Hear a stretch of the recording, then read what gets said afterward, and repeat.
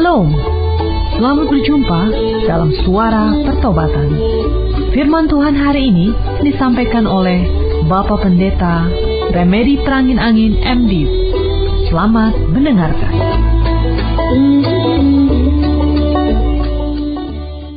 Tuhan Yesus, kami bersyukur hari ini dipersatukan kembali dalam persekutuan lewat udara. Kehadiran-Mu dalam Roh-Mu yang kudus membuat si iblis tidak berdaya sama sekali mengganggu konsentrasi kami, sehingga kami semua dapat menikmati firman-Mu yang kami amat perlukan dalam kehidupan kami sehari-hari. Keinginan untuk lebih dekat dan lebih dekat lagi dengan-Mu Tuhan Yesus adalah kerinduan kami semua. Hari ini kami rindu mendapatkan pencerahan tentang hubungan yang semakin erat dengan-Mu, ibarat sebuah cabang yang melekat pada pokok anggur, yaitu Yesus sendiri. Berbicaralah Tuhan, kami sudah siap mendengarkannya. Bagimulah kemuliaan sampai selamanya, dari kekal sampai kekal. Haleluya, haleluya, amin.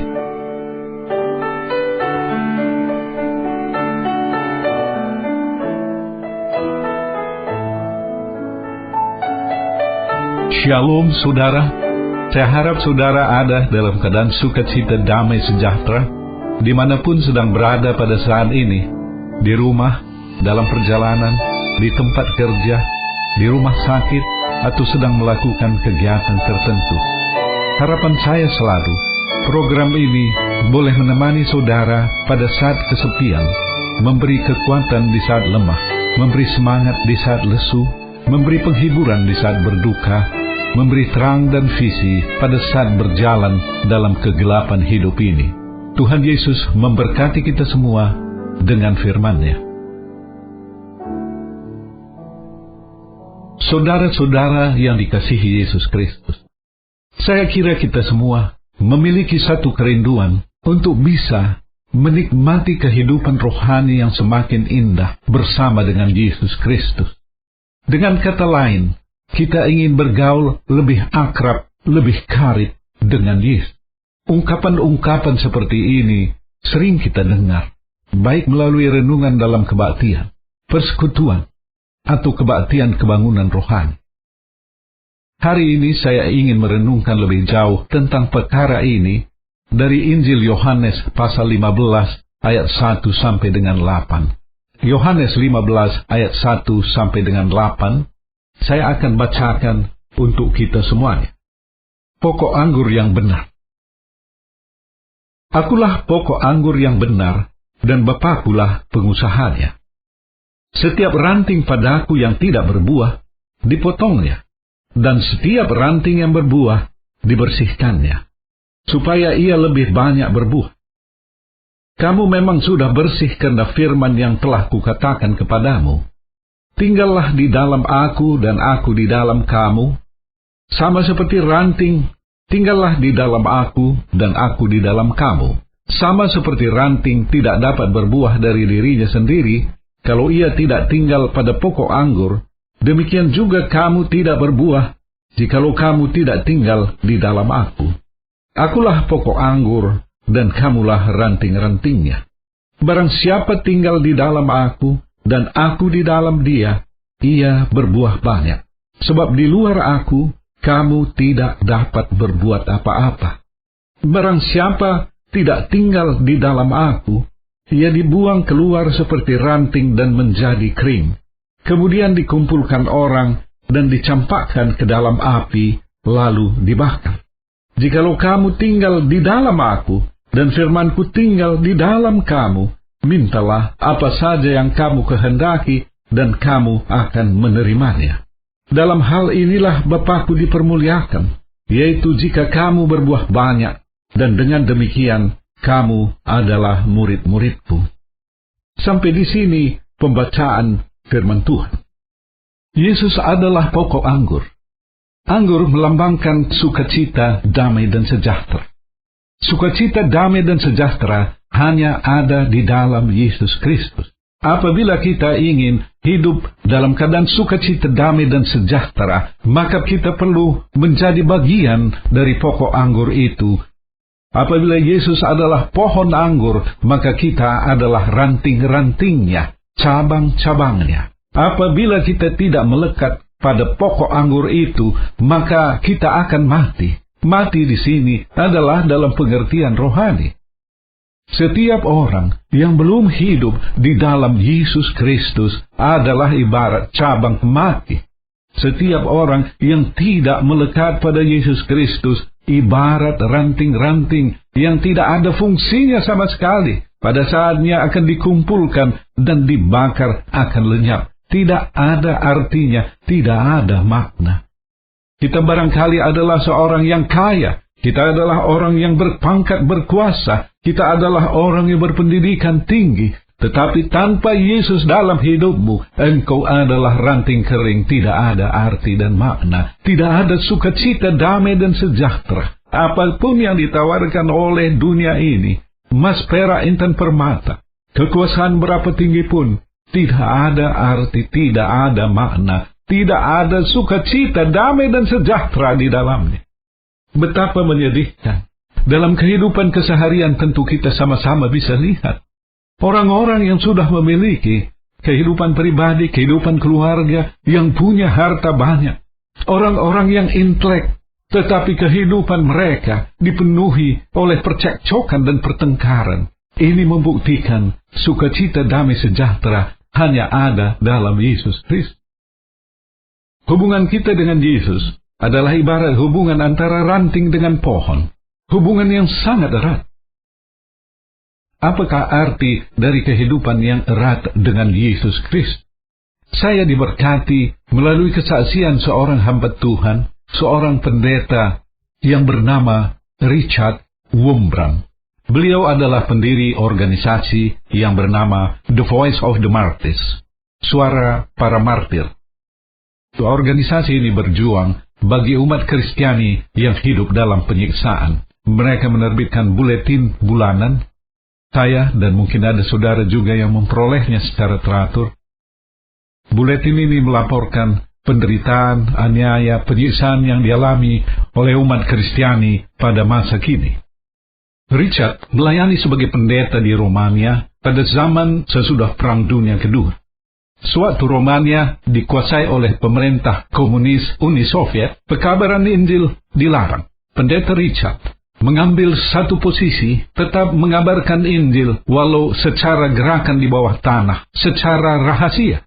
Ia kemudian bersama banyak orang Kristen ditangkap oleh pemerintah komunis dan dibuang ke Siberia. Di negeri yang dingin itu, ia ditempatkan dalam sel yang gelap 3 meter di bawah permukaan tanah. 14 tahun, total lamanya Richard ada dalam penjara. Dalam penjara tidak ada kertas dan pulpen. Ia merasa ia tidak tahu lagi bagaimana menulis. Warna di sekitarnya, warna dinding-dinding kelabu. Ia tidak tahu lagi bagaimana warna biru langit, warna daun hijau di musim panas, warna oranye kuning di musim gugur. Hanya ada warna abu-abu. Selama 14 tahun, ia tidak pernah bertemu dengan seorang wanita atau seorang anak-anak. Yang ia temui adalah tawanan-tawanan yang mengerang kesakitan, yang berada dalam penyiksaan, dan penjaga-penjaga penjara yang bengis dan kejam. Apa yang mereka lakukan sepanjang hari? Richard dipaksa untuk tetap duduk, tidak bergerak kiri kanan, tidak boleh mengantuk, dan mendengarkan kata-kata seperti ini. Komunis adalah baik, komunis adalah baik. Kristen tidak ada lagi, Yesus Kristus tidak ada, seterusnya dan seterusnya. Saudara-saudara yang dikasihi Yesus Kristus, apa rahasianya Richard Wurmbrand bisa bertahan dalam situasi yang sangat mengerikan ini selama 14 tahun? Richard mengatakan, di dalam penjara tidak ada Alkitab untuk dibaca. Ia merenungkan firman Tuhan yang dihafalnya. Apa yang ia lakukan setiap hari adalah menyampaikan khotbah.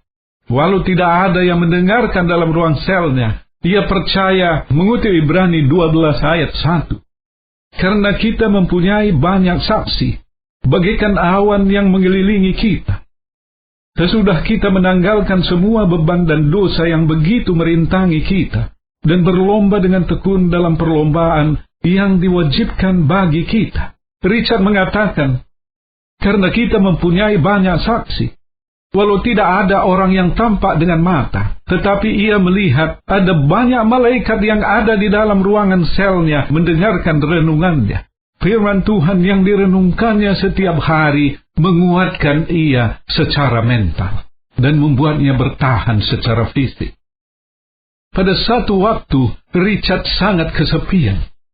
Ia kemudian berdoa.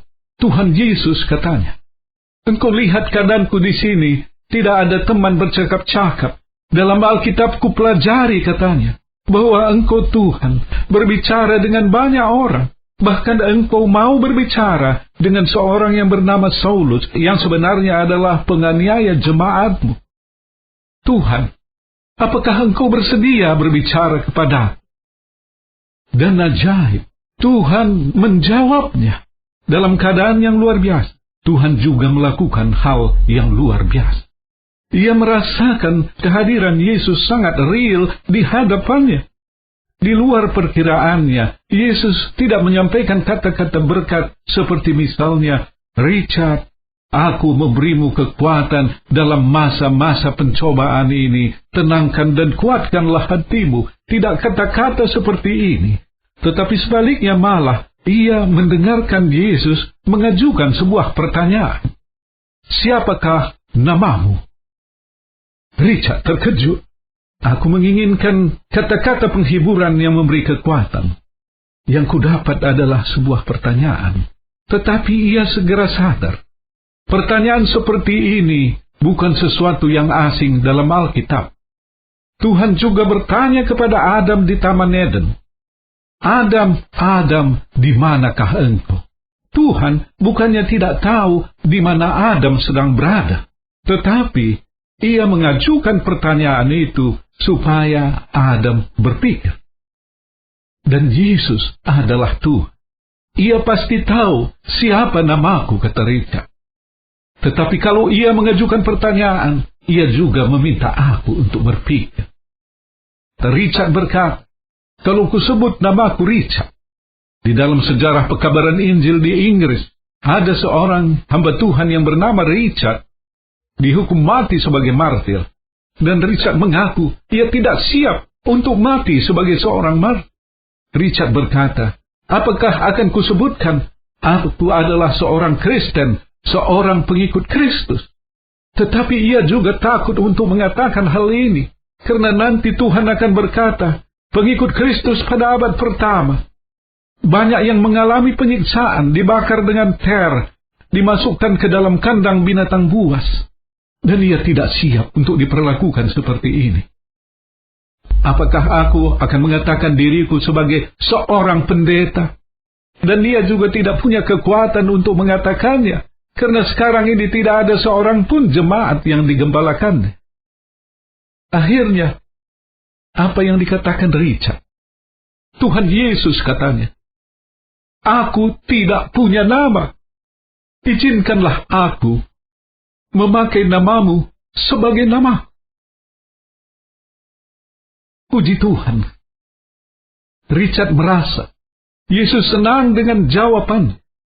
Ia mengingat Galatia 2 ayat 19 dan 20. Sebab aku telah mati oleh hukum Taurat untuk hukum Taurat, supaya aku hidup untuk Allah. Aku telah disalibkan dengan Kristus, namun aku hidup, tetapi bukan lagi aku sendiri yang hidup, melainkan Kristus yang hidup di dalam aku. Dan hidupku yang kuhidupi sekarang di dalam daging adalah hidup oleh iman dalam Anak Allah yang telah mengasihi aku dan menyerahkan dirinya untuk aku. Bukannya aku lagi, kata Richard, tetapi Yesus yang ada di dalam aku. Oleh karena itu namaku sekarang adalah Yesus. Luar biasa, saudara. Richard tidak mau menyebut selnya, yang walau berbau busuk dan gelap, sebagai neraka. Selku bukan neraka, kata Richard. Neraka tidak punya Yesus. Yesus tidak ada di dalam neraka. Itulah definisinya neraka. Tempat tanpa ada Yesus di dalamnya. Di dalam sel ada Yesus. Aku merasakan kehadirannya, kata Richard. Jadi sel ini bukan neraka. Bagi Richard, Yesus adalah maha hadir, sangat real. Dalam bagian lain, Richard Wurmbrand mengatakan, penjaga yang bengis bisa menyiksa tubuhku, penjara bisa membatasi tubuhku, tetapi rohku bebas dan merdeka untuk memuji, menyembah Tuhan. Inilah yang tidak bisa dibunuh oleh kekuatan apapun yang ada di dunia ini. Yesus mengatakan dalam Matius 10 ayat 28, dan janganlah kamu takut kepada mereka yang dapat membunuh tubuh, tetapi yang tidak berkuasa membunuh jiwa. Takutlah terutama kepada Dia yang berkuasa membinasakan baik jiwa maupun tubuh di dalam neraka. Saudara-saudara yang dikasihi Yesus Kristus, mari kita kembali pada renungan kita, Yohanes pasal 15, saya masuk pada ayat yang ke-7. Jikalau kamu tinggal di dalam aku, dan firman-Ku tinggal di dalam kamu, mintalah apa saja yang kamu kehendaki, dan kamu akan menerimanya. Ayat ini sungguh luar biasa. Ibaratnya Tuhan memberikan sebuah cek yang sudah Ia tanda tangani, dan kita bebas mengisi nominal berapapun yang kita inginkan di sana. Mintalah apa saja. Apa saja berarti apa saja. Tentu saja hal apa saja ini di luar dari keselamatan yang sudah digaransi diberikan kepada kita yang sudah bertobat di dalam Yesus Kristus. Apa saja berarti apa saja yang kita butuhkan di dalam hidup kita, Tuhan menyediakan secara berlimpah. Ya, tentu kita harus hati-hati dalam menafsirkan firman Tuhan ini. Orang yang sudah bersatu dengan Kristus bisa meminta apa saja. Tetapi ada roh Kristus di dalam hati kita, sehingga waktu kita meminta apa saja itu, ada Roh Kudus yang berperan di dalam kehidupan kita. Seseorang yang sudah didiami oleh Roh Kudus, Roh Yesus, tidak akan meminta sesuatu yang bersifat pesta pora, yang bersifat ketinggian hati, tetapi permintaan yang disampaikan oleh anak-anak Tuhan lebih bersifat rohani, yang menyangkut kehidupan sukacita, damai, dan sejahtera. Tetapi tidak berarti bahwa masalah jasmani Tuhan tidak perhatikan. Sebagai orang yang didiami oleh Roh Kudus, kita juga disebut anak-anak Allah. Sebagai anak Allah, Tuhan lebih peduli akan kehidupan kita. Apa yang kita minum, makan, pakai, apa yang kita akan diami, akan masa depan kita. Tuhan mempedulikan kita. Tetapi sekali lagi, manusia rohani lebih mementingkan perkara-perkara rohani. Terakhir, mari kita lihat Yohanes 15 ayat 8. Dalam hal inilah Bapa-Ku dipermuliakan, yaitu jika kamu berbuah banyak, dan dengan demikian kamu adalah murid-murid-Ku. Berbuah banyak. Perikop yang kita baca adalah tentang Yesus sebagai pokok anggur, dan kita adalah carang-carangnya. Pohon anggur berbuah banyak apabila ranting-rantingnya berbuah banyak. Ada amin, saudara? Ranting yang bersatu dengan pohon, yang mendapatkan makanan dari pohon, pasti mengeluarkan buah yang baik. Apabila Yesus ada di dalam hidup kita, maka kita juga pasti berbuah banyak. Anggur adalah lambang sukacita, damai, dan sejahtera. Kehidupan yang berbuah lebat yang menjadi berkat bagi saudara-saudara yang lain. Kalau ranting itu memiliki buah, maka buah itu bukan untuk kepentingan ranting itu, tetapi untuk kepentingan orang-orang lain. Inilah yang menyenangkan hati Bapa di sorga. Saudara-saudara yang dikasihi Yesus Kristus, semua kita bisa berbuah lebat. Semua kita bisa menjadi berkat bagi orang-orang lain. Tidak ada alasan untuk mengatakan, saya tidak mampu. Fanny Crosby adalah seorang buta. Saat Roh Kudus menjamah hatinya dan ia bertobat di dalam Yesus Kristus, Tuhan memakainya secara luar biasa. Bersaksi bagi Tuhan lewat kidung-kidung pujian yang digubah. Billy Graham adalah keluarga petani. Anak orang-orang biasa. Ketika Roh Kudus menjamahnya dalam sebuah kebaktian kebangunan rohani, ia menjadi Billy Graham yang baru. yang dipakai oleh Tuhan secara luar biasa dalam ladang penginjilan. Melalui pelayanannya, Roh Kudus menjamah banyak jiwa mendapatkan keselamatan di dalam Yesus Kristus. Adoniram Judson, seorang lulusan perguruan tinggi yang baik di Amerika Serikat. Pada waktu Roh Kudus menjamah hatinya, ia memutuskan menjadi pekabar Injil ke Burma. Roh Kudus menjamah orang-orang Burma melalui pelayanan Adoniram Judson. Orang buta bisa dipakai oleh Tuhan, anak petani bisa dipakai oleh Tuhan, seorang pemuda bisa dipakai oleh Tuhan, siapapun bisa dipakai oleh Tuhan, menjadi berkat bagi orang lain, membawa berita Injil keselamatan ke ujung-ujung bumi ini. Hamba-hamba Tuhan orang Indonesia, saya tidak usah sebutkan nama-nama mereka, menjadi berkat pekabaran Injil, bahkan ada yang sudah menginjil ke luar negeri. Melalui pelayanan mereka, Roh Kudus memberkati orang-orang yang dikunjungi. Bagaimana dengan kita masing-masing? Semua kita punya potensi. Ada amin, saudara. Marilah kita berdoa agar hidup kita ini memiliki arti. Kita tidak hidup hanya mementingkan diri kita sendiri, keluarga kita. Pikirkan juga saudara-saudara yang lain. Masih banyak di sekeliling kita jiwa-jiwa yang sedang berjalan menuju neraka. Adalah tugas kita untuk mengabarkan kabar baik, berita keselamatan dari Yesus Kristus. Tuhan Yesus memberkati kita semua dan keluarga berlimpah-limpah.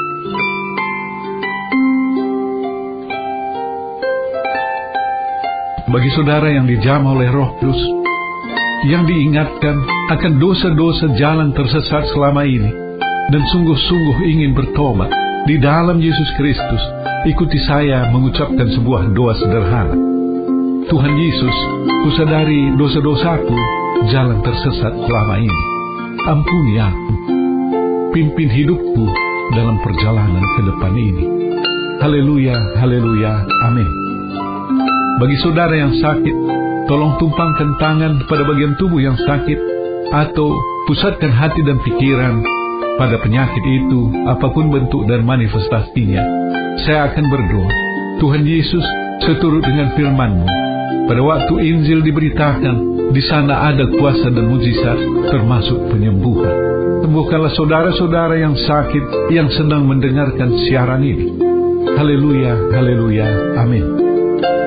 Bagi saudara yang punya akar pahit luka jiwa, tidak bisa mengampuni seseorang atau beberapa orang dalam hidup saudara, saya akan berdoa bagi saudara. Tuhan Yesus, tolong saudara-saudara yang punya akar pahit luka jiwa. Cabutkan akar pahit dalam hati mereka, sehingga Roh Kudus menguasai hati mereka, dipenuhi sukacita, damai, dan sejahtera. Akhirnya, saya berdoa bagi semua pendengar siaran ini, dimanapun berada. Berkati secara pribadi dan rumah tangga, berkati usaha, pekerjaan, studi, dan pelayanan. Terpujilah nama-Mu dari kekal sampai kekal. Haleluya, haleluya, amin. Kita sudah mendengarkan firman Tuhan yang disampaikan oleh Bapak Pendeta Remedi Prangin Angin MD. Pendengar dapat mengirimkan pokok-pokok doa kepada Suara Pertobatan, alamat email suarapertobatan@gmail.com, suarapertobatan@gmail.com, SMS atau telepon di pesawat 021 7005 8400, 021 7005 8400. Sampai jumpa pekan depan pada hari dan jam yang sama. Tuhan Yesus memberkati.